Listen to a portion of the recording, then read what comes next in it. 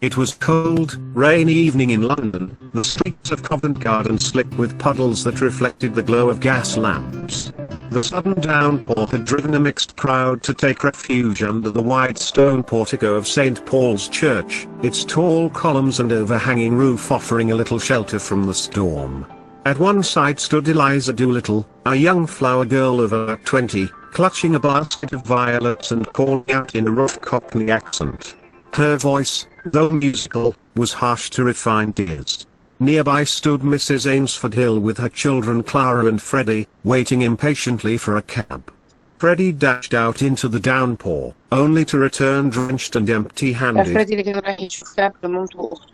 earning Clara's exasperated scorn.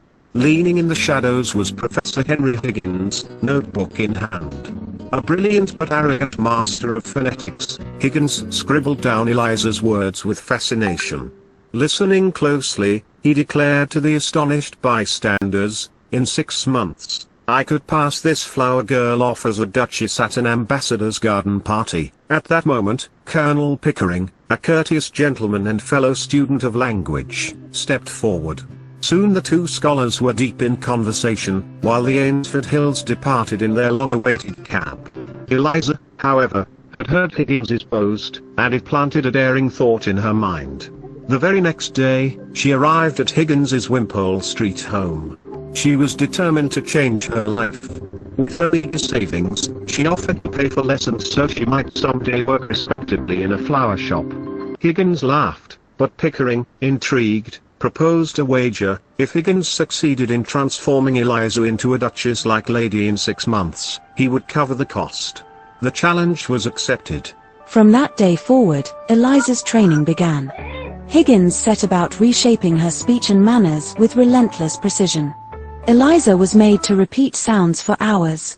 She was handed passages of Shakespeare and Milton, her every slip instantly pounced upon. Higgins would mimic her mistakes and then demand the polished form until she mastered it. Glass marbles were placed in her mouth as she recited rhymes, forcing her tongue and lips to work harder. She spluttered and كان stumbled. بيحط لها حاجات في بقها علشان هي تنطق صح. كل غلطة كانت بتغلطها كان بيعاقبها عليها. وكان بيقرأها مسرحيات لميلتون وشكسبير. But persevered. She learned to carry herself with dignity, balancing books on her head while كان بيعلمها تمشي وهو حاطط على راسها الكتب عشان تتعلم التوازن في المشي.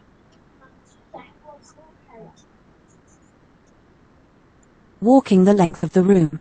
Higgins made her practice the graceful movements of a ballroom dance. Stiff at first, Eliza slowly found her rhythm, her steps becoming more poised with every turn. Pickering, ever patient, played the gentleman in practice dialogues, gently guiding Eliza. The weeks were grueling.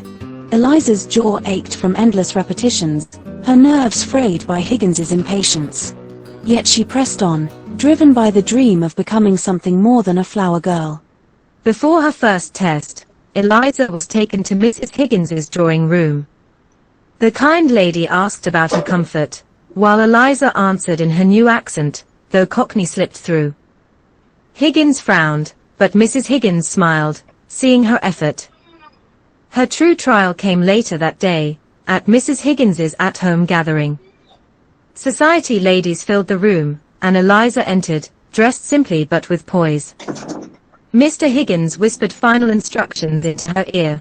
Remember, vowels open, back straight, hand still. Eliza, trembling, stepped forward. Her speech was halting but polished enough to astonish guests, among them the Ainsford Hills, who did not recognize the bedraggled flower seller from Covent Garden. Freddie, in particular, was captivated by her. Months of further refinement followed, leading to the great trial, the Embassy Ball. The grand hall glittered with chandeliers and music, noblemen and ladies swirling in elegant gowns and uniforms. Eliza entered in a flowing white gown, radiant as she descended the staircase. Gasps ran through the crowd. Eliza shone with such poise and elegance that all believed she was of noble birth.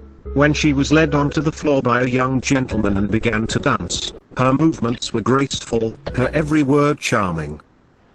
Higgins and Pickering congratulated each other on the success of their experiment, as the wager was won. They barely acknowledged Eliza's part in it. For Eliza, triumph had come with a sting. She felt not like a woman, but a doll that had been dressed up and displayed. Later that night, her anger burst forth. She confronted Higgins, no longer meek, but proud, demanding to be treated with respect. Higgins realized she was no longer his pupil, she had become her own person. And so, in the end, Eliza walked away.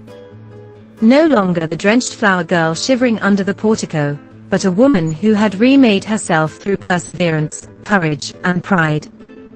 The experiment had changed her voice and manners, but more importantly, it had awakened her independence.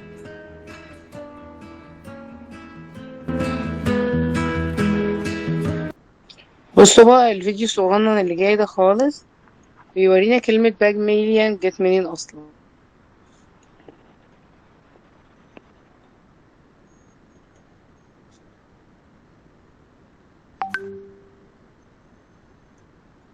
Pygmalion, due to his distrust of women, keeps away from them and creates a marble sculpture reflecting الراجل ده عمل لنفسه تمثال بمعايير الست اللي هو شايف ان هي المفروض تكون فتاة أحلامه يعني. his ideal female figure.